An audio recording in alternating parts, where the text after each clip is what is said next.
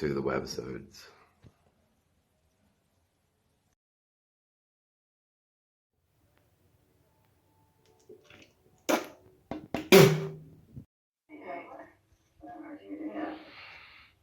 Hi, I'm Luke Banton. Welcome to Deterioration, episode 9. Can you say watch Deterioration on YouTube? Watch Deterioration. What's that? On YouTube. On YouTube.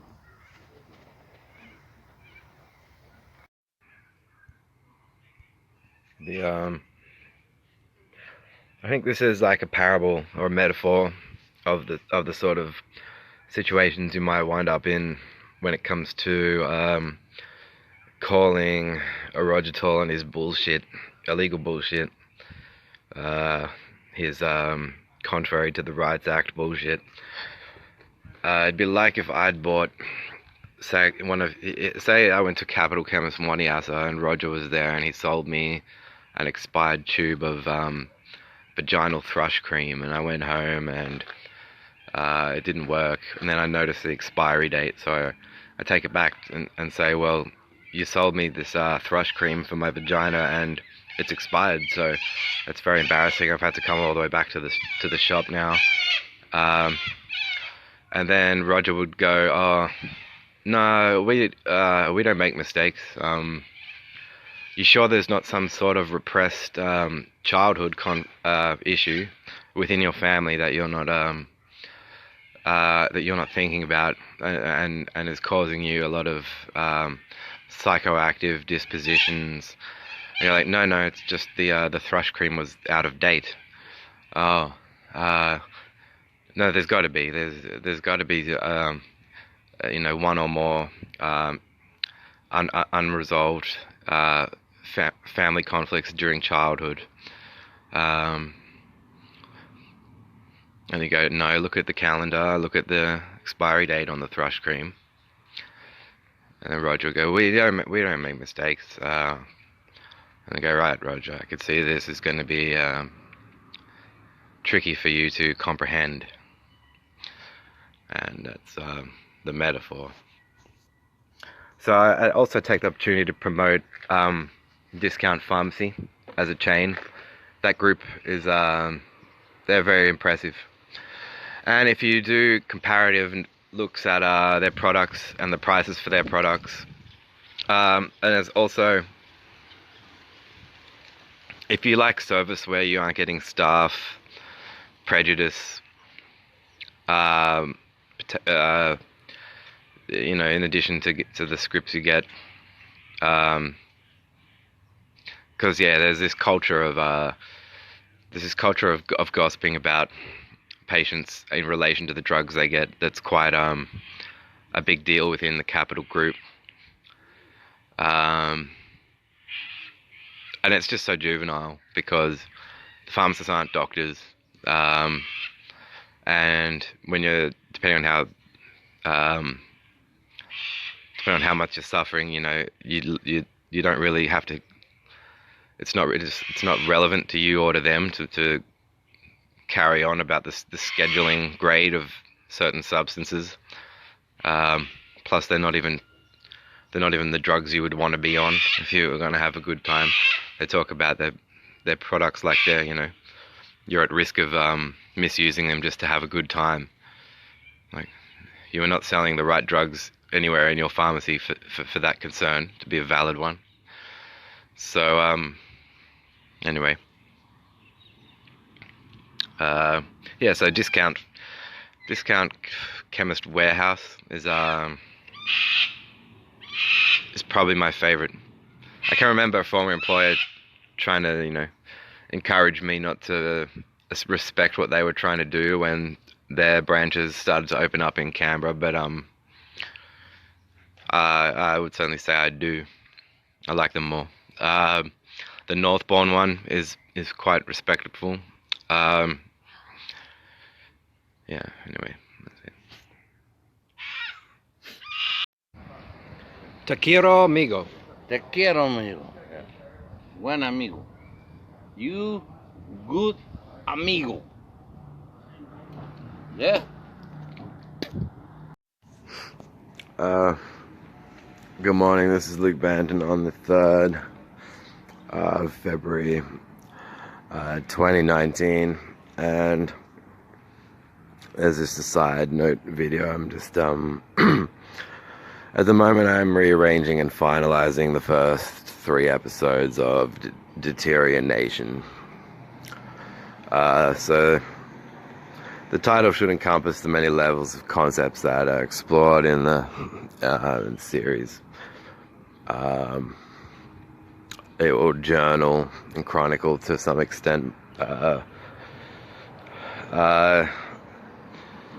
It's always a bit, in some ways it's depressing. The history repeats itself, cliche. I always like to pit it against histories written by the winners and see what can be done to but the parallels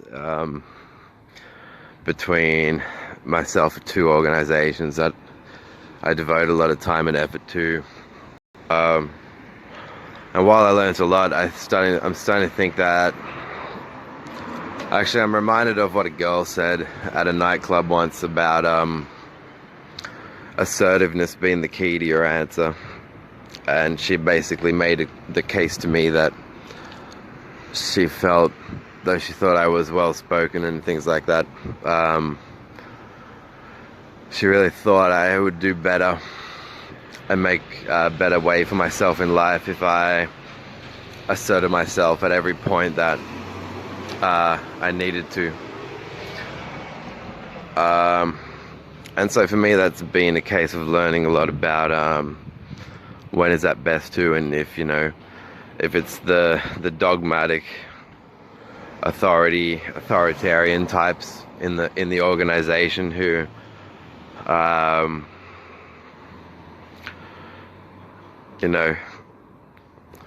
they can make it clear to you at certain points in your time working, whether it's a voluntary job or a slightly paid retail job.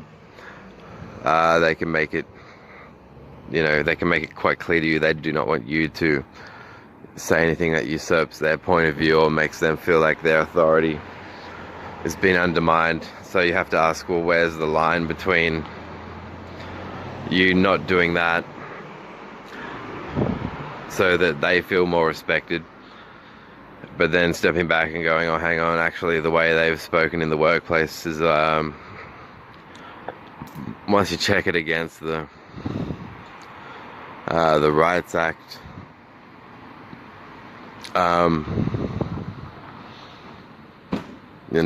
it's actually them violating various, like a whole list of things. So and being at the same time liking being in favor of freedom of expression, but that always brings the question of context to the table, which is where you go, free expression is important, but like in what context? It's Howard Stern's radio show. He takes freedom of expression very far. If you're running a dance party, you enjoy watching as freedom of expression sets the tone in principle for everyone to have an enjoyable night of entertainment. So I think freedom of expression is essential, but in what context? And so then there can also be the whole thing about you're the funny guy in the group, so at work they'll find the things you say are funny, and you wonder yourself if the things you're saying are funny, but if you've pushed the line too much.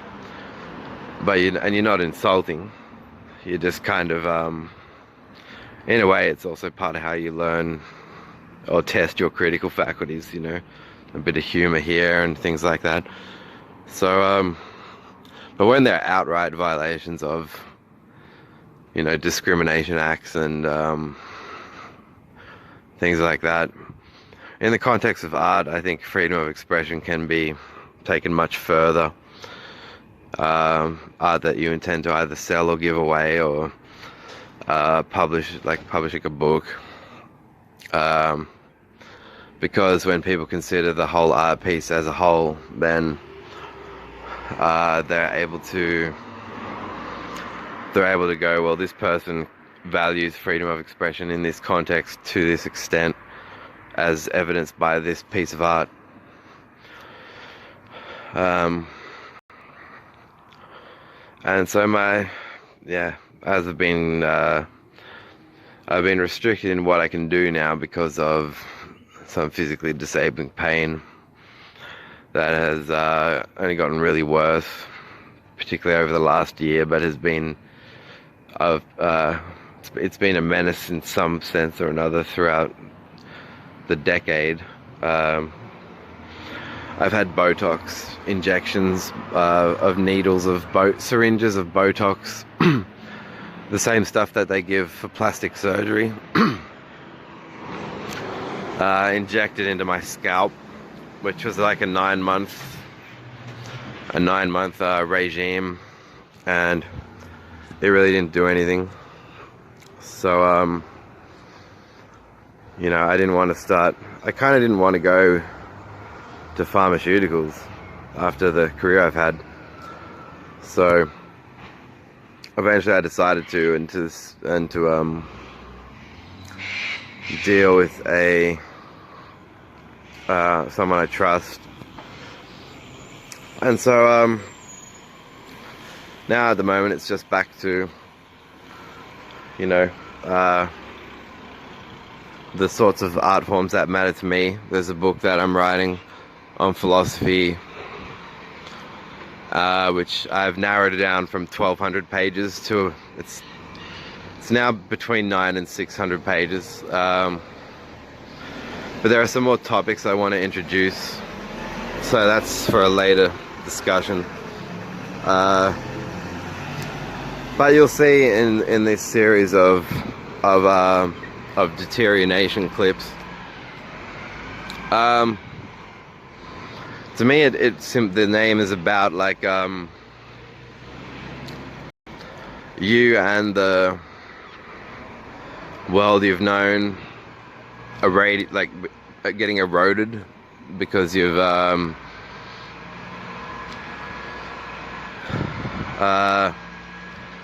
suppose like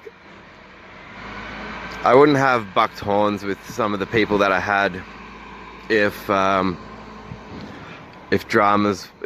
wasn't this drama of scientists trying to make me religious, when in principle I'd joined this medical scientific group for the sake of being away from religion, only to learn that all along the owners were these religious people. So so that went bad in a number of ways, which some of that's touched on in the in these clips. And then there's some talk about sort of antichrist philosophy, some of the ideas that are good for, I think, are good for antichrist philosophy and the end of Christianity. And their ideas I'm always open to discuss and debate with anybody else. But anyway, it's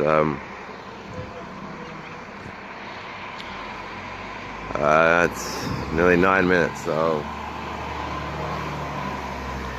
I'll leave you there. Good morning, people. Buy Gippsland Dairy, mango, passion fruit, twist yogurt from your local capital chemist. They make you chew the worms on that show. Oh, it says here you've done 6-man blow bangs. That's where you blow 6 guys at a time. You can put your own fist in your ass. Oh. That's a big thing now. This is the second person we've known who says they can put their fist in their ass. I'm thinking if I want to see that or not. Is that a tough gig? What? It's not easy, huh? Yeah, it's not easy. What's the hardest part of it? Of putting your fist in your ass? Yeah. What makes it so The difficult? thumb. Well, actually, yeah, it's the thumb. Is it the thumb? You have to kind of tuck it. Now, when you're doing something like that, your legs are spread and your whole asshole is open on camera. Do you ever think to yourself, oh man? Do you say hi, Mom? Yeah.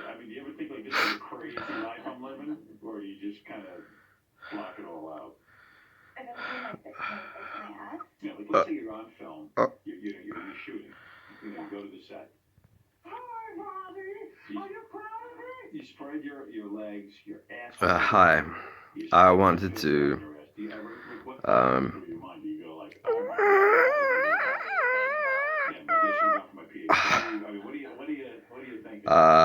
talk a little bit more about Oh, you like it? Or if it doesn't feel good, even if it's hurting, like, oh yeah, I got my some first atheist breath. influences who Yeah, and what does the director say to you? I've sort of Wow, admired, you're a normal place, isn't or it? who at least I think contributed to the progression of Oh, um, it's Paris. developments in atheist philosophy. Oh, it's Paris.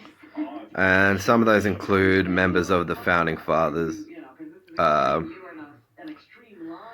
of course, with Do I make a lot of money? that I make a fair amount. I get paid well for what I do. typical response from the religious right. There's a famous story by Ben Franklin. I think he was the one who made the lightning rod. And at that time in his history, in his lifetime,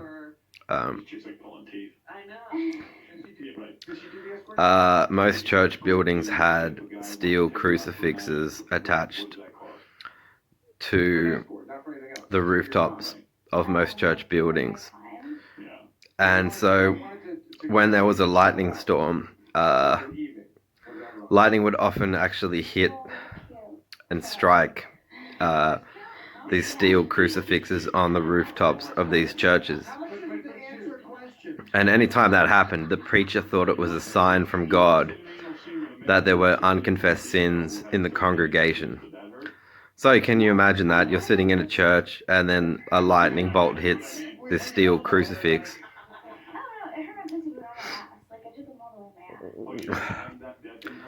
And then the priest runs around saying, well, who hasn't confessed yet in this church? Because God just struck the church. So then all these people are freaking out and they're coming and confessing about a bunch of sins. And then, yeah, Ben Franklin did that experiment with the kite where he attached a lightning rod that he'd invented to the kite, just to demonstrate that lightning and the properties of lightning had nothing to do.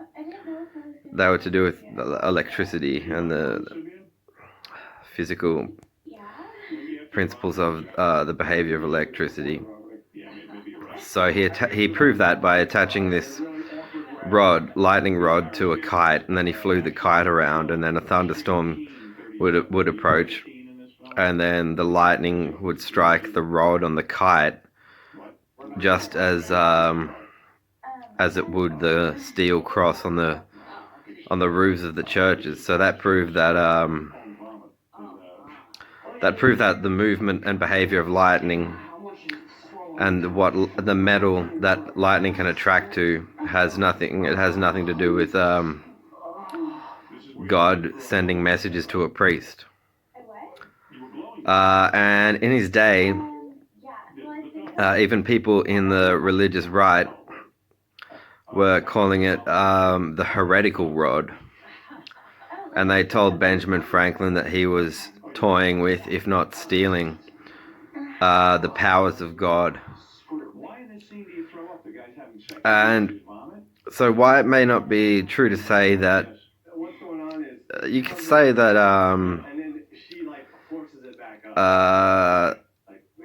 founding fathers like Franklin were, while they were not atheists,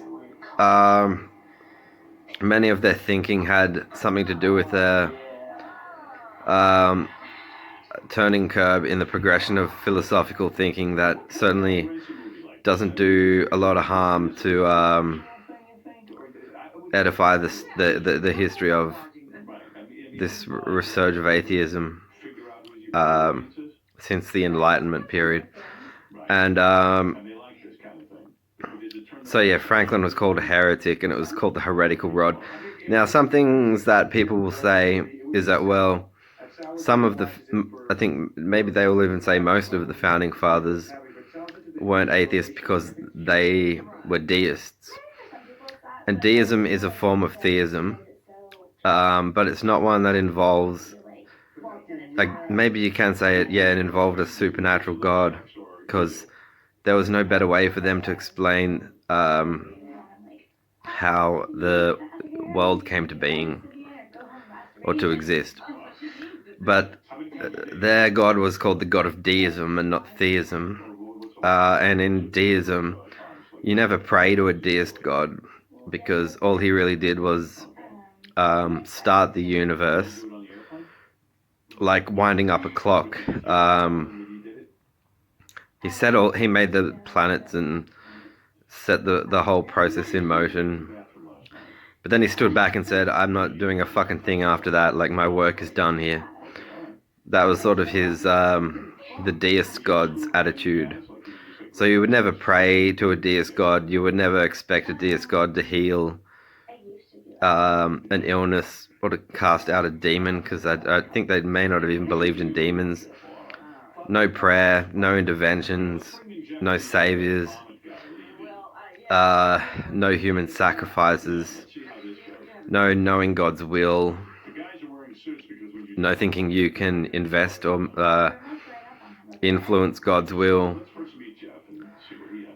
So they had very little in common with the key duties of right-wing religious and Christian theists to this day, on the matter of who and what God was and what God can do.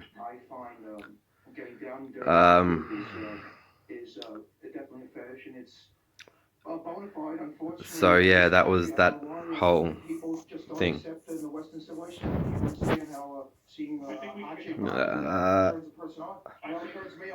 Sorry about that fucking filter.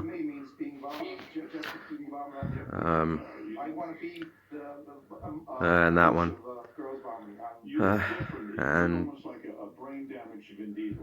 And that one.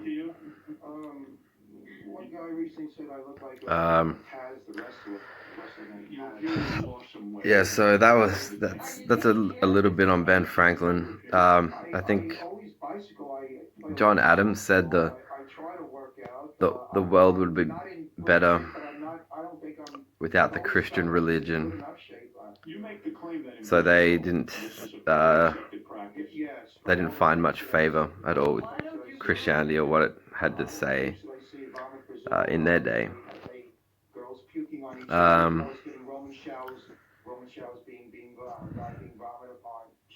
Yeah. So. Well, that's what's holding me back. What do you need, like finances? How much money do you need? We'll give it. I would have probably I think to go to Brazil. I'm thinking. There's more. There's more of these. 8-bit color. That I know for 8 years that I'm platonic with.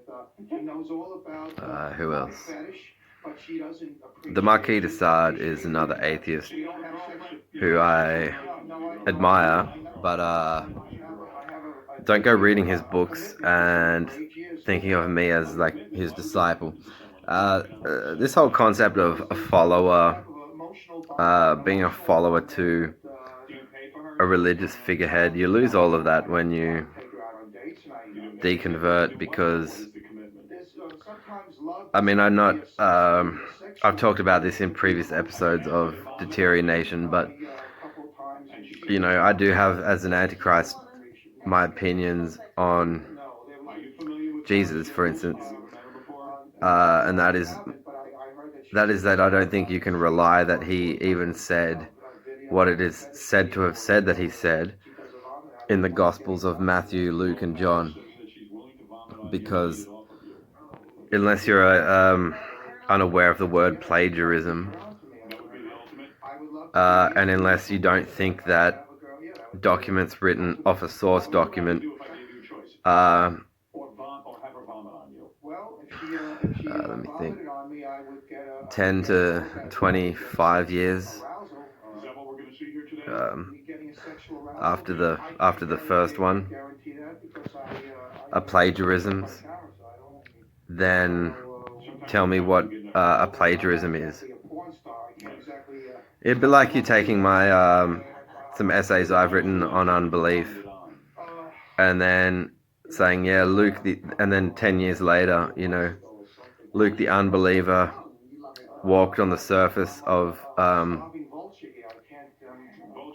the Dixon Pool, and went to Big Splash. But when he sat on the water slides, the water turned into liquidated gold, frankincense and myrrh. And the water slide, there was no one else in the queue on the staircase to go on any of the water slides. They'd been turned into pillars of salt, chlorine salt, so that the pool at the bottom of the water slides would be clean for me when the slide had completed and I had fallen in the pool. And if you'd read those documents, and all of a base document, the Gospel of Mark, which he's calling himself the Son of Man. I've got to count up how many references to God there are in that Gospel, but there's no real supernatural feats. No rising from the dead, no walking on water, no water into wine, no casting out demons, there's a crucifixion, and there's no resurrection.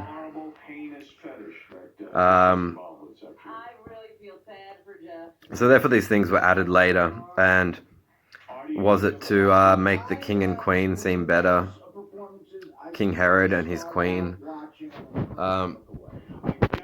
for putting those events in motion that led to the crucifixion, and then because it was so much of a human rights outrage, because no one could understand what he was being charged with then, and there's no rising from the dead. He's not a Lord and Savior with a mission to lay down his life. This view of this Freemasons, that he was a martyr who gave up his life easily and without a fight, even if they understood, there's no evidence of that in the Gospel of Mark. There's no evidence in the Gospel of Mark he even understood his accusatory question. So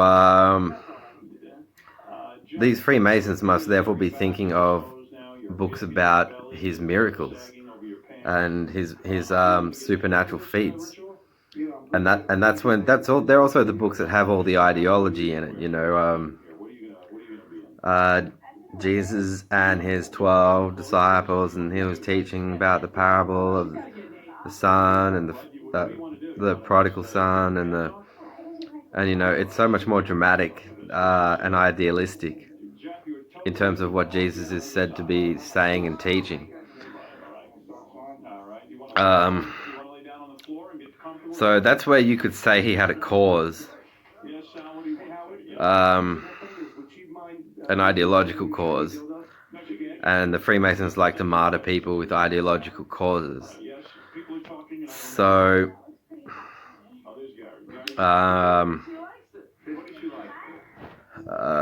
so that's confused me, because I'm like, well, you Freemasons obviously aren't aware of like fuckloads of things people have worked out from scholarship and academic debates on the Gospels. And I'm not a believer in Jesus. I'm not even the Gospel of Mark's Jesus, I relate to some of his ideas, but I don't go around teaching them to everyone, and I'm not a believer or a convert to Jesus, a disciple of Jesus, or a person who believes in Jesus' movement, because it's too much debate just to work out what that movement was about.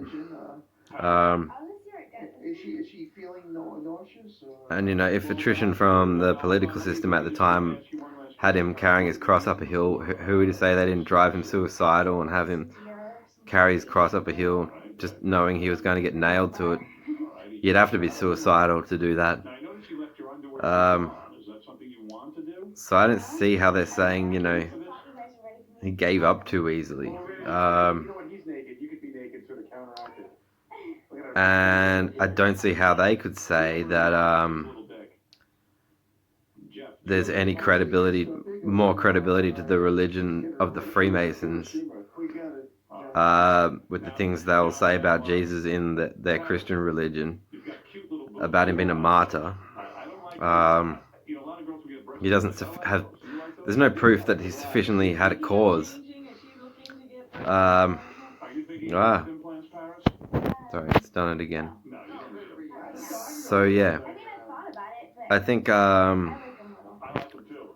if the Freemasons want someone who's better at pulling apart and falsifying Christianity than they are in their religion, it's me.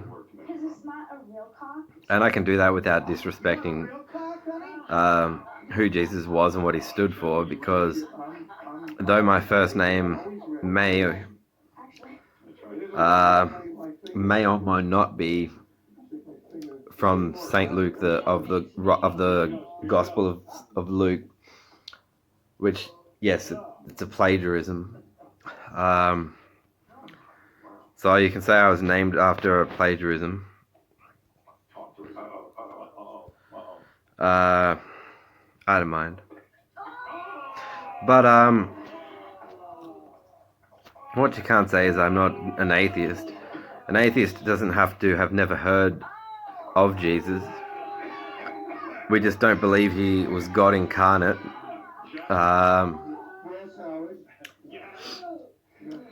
We don't believe he died for our sins. He died for us, but he's still alive today. What I see going on more is like I said with Diana. It's like if the monarchy could have gotten away with it, they would have tried to. I'd be like, oh, Diana's gone to heaven, and they'd be like, but don't you have all these scientists now that have more or less convinced you, Queen, that there's no heaven where the Bible said there was, and instead there's all these other planets, and Jesus would need he'd only be able to get 15 to 30 seconds of oxygen. And did you think about that, Queen? With your imperishable truths to be found in the Bible. And so, yeah. I mean, my opinion is you can probably show more respect for the humanity of Jesus, which even liberal Christian Bishop Spock would argue that That was the salinate yesterday on the airplane. I can't believe it hasn't been digested yet. What would he argue? I think that's a tomato. Oh, sorry. He said it was the humanity of Jesus that inspired all the talk about his divinity. And it was Nicholas Schreck from the Church of Satan who said that anyone who has a unique, eccentric, or interesting way of attracting attention has always been branded by surrounding third parties to be harboring various diabolical powers.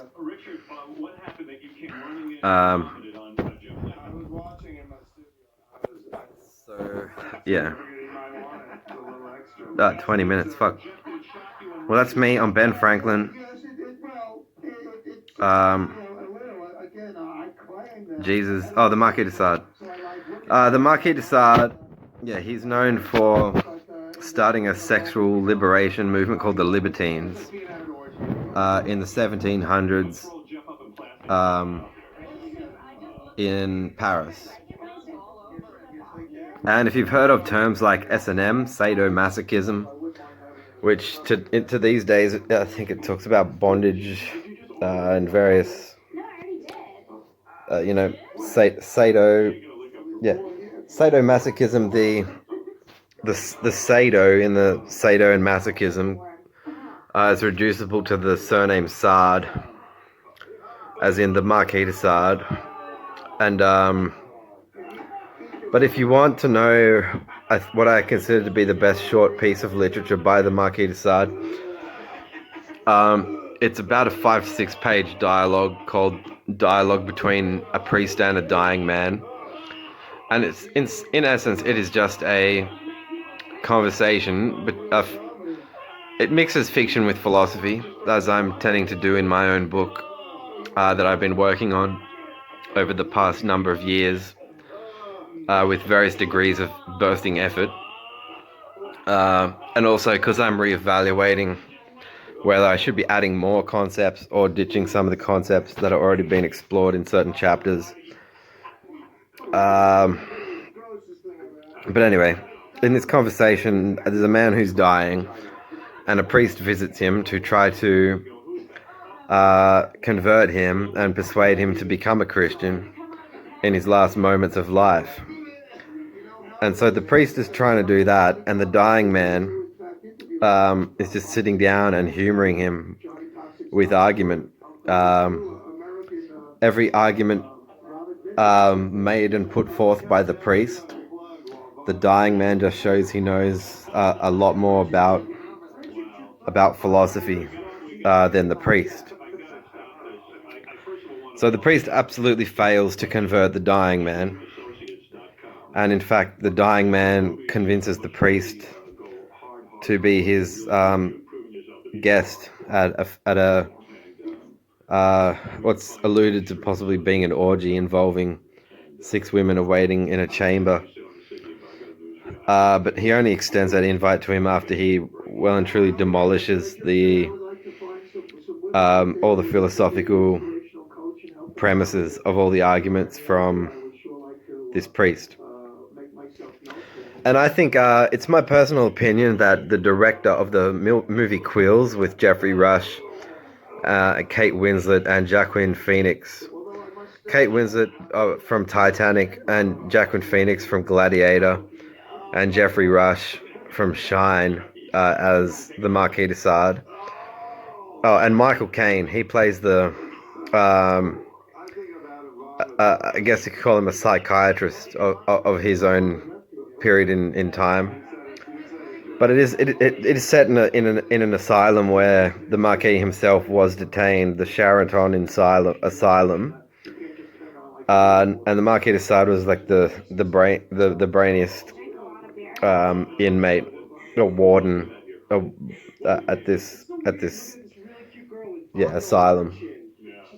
And there are some historical truths that are repeated in this film. But my personal theory is that the ongoing relationship between the Abbé, played by Joaquin Phoenix from Gladiator, he very much reminded me of the priest in this dialogue. So you can just Google dialogue between a priest and a dying man if you like in your own time and read this dialogue for yourself, because there are books that could be 200 pages on atheism, and this dialogue impressively almost summarizes and gets the gist of all the concepts that are explored in this short dialogue. So that was one of the first and most impressive things I found about the dialogue when I first read it. But yeah, just if you watch the roleplay dynamics between Jeffrey Rush's character, the Marquis, and Joaquin Phoenix's character, the Abbé, it's very much like the priest talking to the dying man. Right down to, well, I'm not going to spoil the end, but yeah. So I guess if you like to watch it, form your own opinion. Quills, it's a brilliant film. I find it to be a special film. I think it's up there in my books. But then in his, he started this movement, the Libertines, because essentially he was like a rock star, but literature was his instrument. The printing press had not been, it had been invented, but how well used was it being in terms of what sort of documents were reaching the public? And, you know, at that time in France, they would have these cafes where people would read. They would sit down, and instead of playing with smartphones or listening to music, they would all be holding books and reading books and passing them around the table, taking turns passing around the table, because they were really happy and overjoyed in the community, because was books. Books back then, were only really accessible to the wealthy. If you wanted a book, you had to hire a scribe or someone in your family, your father, a wealthy. Essentially, the wealthy only had access to literature because, yeah, if you wanted a book, someone had to come to your house with a copy of that book and then write you a copy and handwrite every page. So then the printing press is out, and that was no longer a limitation. They could bulk produce books, and this was a cause for great joy in the community, because it no longer meant that the poor couldn't read. Poverty was all that stood in the way of a poor person knowing how to read and maybe learning to write. And so yeah, so they were all fucking cheering, and this libertines movement started where what I like about the Marquis de Sade in that way is that he, despite crimes of his that I haven't read his criminal reports yet. I'd like to, because there's certain elements of real noble aspirations in the backbone of many of his books. Because ahead of his time, he could see that. And this is Wayne Barnster of Tilly's Jazz. Hey.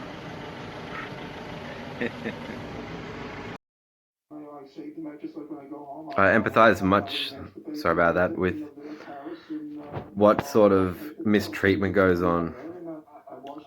If you can think about today where you've got Cardinal Pell failing to address abuse scandals and charges of failing to confront and deal with the charges that he's been concealing, abuse cases, and this sort of thing is still going on today. But de Sade saw it in his day too, and with the rights that weren't across the board in the Marquis de Sade's day, I think it shows conscience at the very least.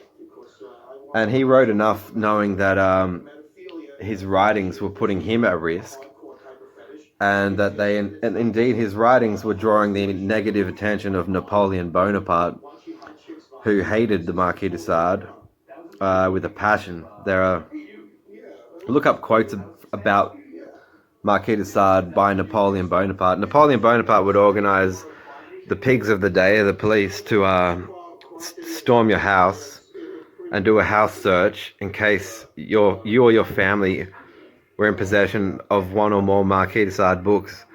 And if you were, that the books would be confiscated and burnt in full public view. But it got to the point that they hold him in this asylum. But by the time he was in the asylum, he was already known to be in terms of the social clique. Perhaps not all the other wardens knew who he was, but many of the cleaning staff, many of them had already been buying his books. So they were like, oh, the Marquis is staying here. And so he still wanted to keep making books. Nothing could stop him from continuing to write. And I find him to be a very inspiring writer if you, given his circumstances and what he was up against. So he went on to continue writing more books while being held in the asylum.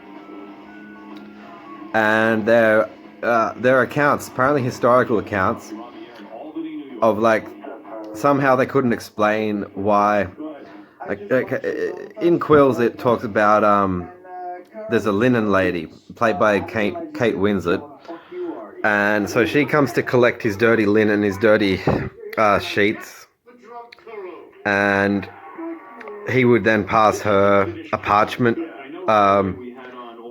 featuring a new story. They let him write more while he was in his cell because the religious psychiatrists thought it would be a good way for him to purge his demons if he could still write. But what they didn't foresee was that anything he wrote in the asylum wouldn't just stay in the asylum, because staff working in the asylum, they're collecting his dirty sheets, dirty laundry, and then and then at the same time he hands the linen lady a rolled up parchment containing the manuscript for a new book. And then she takes it to a guy on horseback, and the guy on horseback rides off and takes it to a publishing company. And he's said to have published certain written pieces while still being an unreleased detainee at the Sheraton Asylum for the Insane. And that got so bad and controversial that the staff started to confiscate his ink and quill. So it's a special story like that, because, yeah, I mean, on the back of the Long Hard Road Out of Hell, on the back cover, Marilyn Manson's biography, there's a quote saying, if the Marquis de Sade had a son in a rock band who wrote a book, then this would be the book. But his books, in terms of their content, that won't apply to this dialogue between a priest and a dying man. But there are books called, there's a novel called The Crimes, I think it's The Crimes of Love.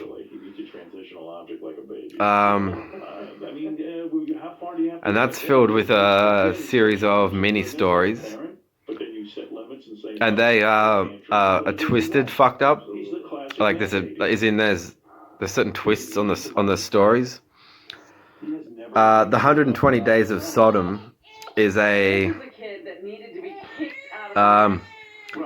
it's taking the story of Sodom and Gomorrah from the Christian Bible to its more offensive extremes, as in part obviously a mockery of religion, you know, because what would go on certainly then in churches, if it doesn't always go on now, was that due to terms about the Bible being so holy and sacred, it meant that you'd be probably punished or shunned much more easily now and outcast more easily now if you ever questioned anything that was stipulated in a biblical narrative. And you know, like in the story of the 120 Days of Sodom in the Bible, there's a part in that Bible story where some people approach the town of Sodom and Gomorrah, and they're trying to I think it's two angels, and the townspeople want to rape the angels. So then this man called Lot, he was the most well-respected man in the town, and he didn't want his town to become known as a place where people could rape angels. So as a plea bargain, he offers them his own two daughters to rape instead of the angels getting raped. And so that guy was known to be the smart and most holy man in the town at the time. And the Marquis de Sade in the 120 Days of Sodom takes that. I mean, the Marquis was better educated than Christians, so, and he was offended and hated the Christian religion. So he takes their story, the 120 Days of Sodom, and he just takes all of the. It's perverse. Like it's a. You said you wanted to kick Dan the Song Parody Man's ass. A woman fucks and conceives. His story is that some girl blew him With a particular animal. Until it bears her a child. According to Jeff, Dan stole his girlfriend. No, I think it was a man in the town. Fucks like a goat or some other animal until it conceives and bears him a monster. and then a monster though it be, he embuggers it, and then it skips to the next day and what goes on then. He takes it way far, and I think that you could always say he was trying to hammer the point home about just how fucked up that part of the Bible is anyway. In the Bible, yeah. And so, as if he's saying to the Christian right, well, what's that Sodom and Gomorrah story to you anyway? Isn't it? Is it not sick? You know, it's certainly not the perfect word of a creator. So I do see a lot of his really degenerate written manuscripts and books of they're almost always a massive mockery of the Bible and the Christian religion. You know, no surprise to him about priests or wealthy men going to a nunnery convent to you know, they're wealthy men of high esteem, so they can be 50-year-old perverts and go to a nunnery and purchase a 16-year-old orphan girl raised in a nunnery. And depending on the amount of money he gives to the woman who owns the nunnery, she'll then go and tell this orphan girl that was adopted there, and that the man that the Lord had chosen for her had finally turned up to collect his bride. And then that, you know, 16 to 16, 18 at the most, gets just purchased, and has to sleep with and have sex at night at the bequest of this grey-haired 50-year-old wealthy you know, psychiatrist who, you know, at bed he you know, instead of saying, honey, do you feel like it tonight, she's got her back to him in the bed and he's grabbing her saying, you know, perhaps the nuns failed to inform you about the nightly duty of a wife to her husband, and then puts his hand around her mouth so she can't really scream or whinge in such a volume that it would hear or put him off. I'm fucking her at his bequest. And that sort of thing went on tons, I think, in France during the 1700s. He's said to have been an inspiration to Nietzsche.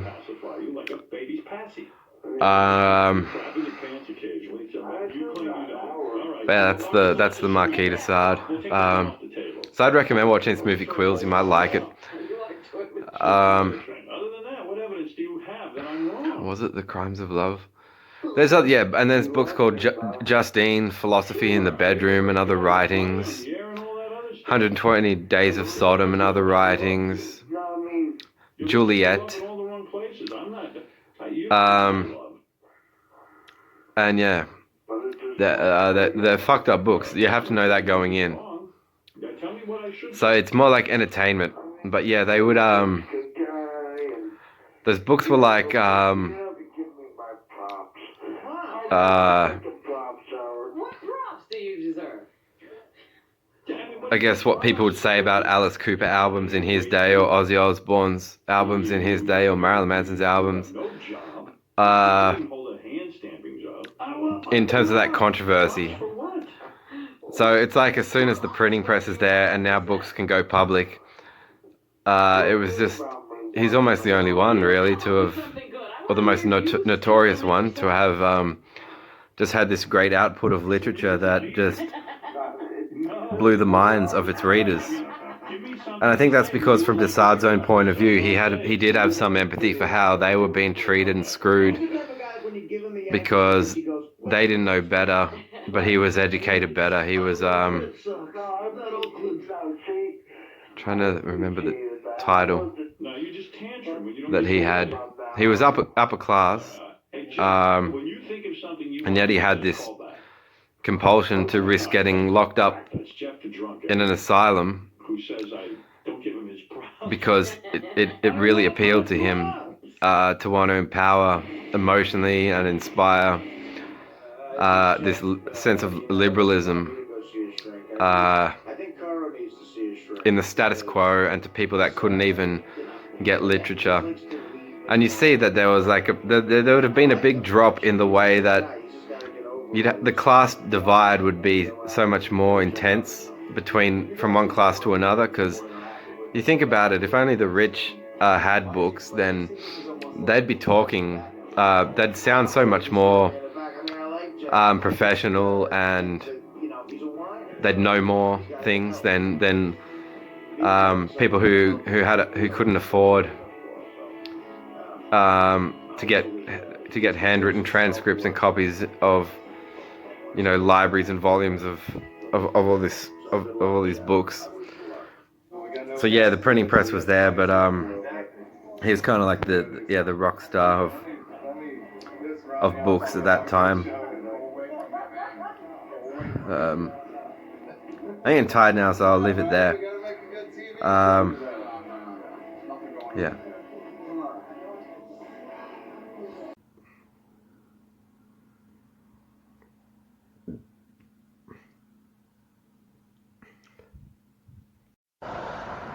Fernando, who am I? No more fucking crazy, look crazy. Fuck off. You fucking naughty cunt.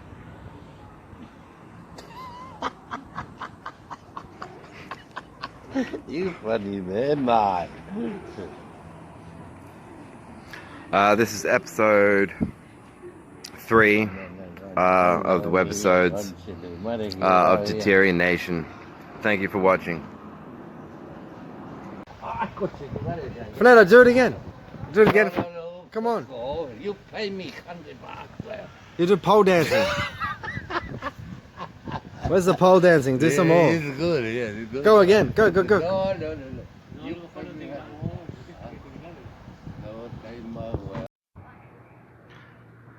Buy Gippsland Dairy, mango, passion fruit, twist yogurt from your local capital chemist. Hello, welcome to Deterian Nation. Here's Rach with her middle finger. Have a nice day.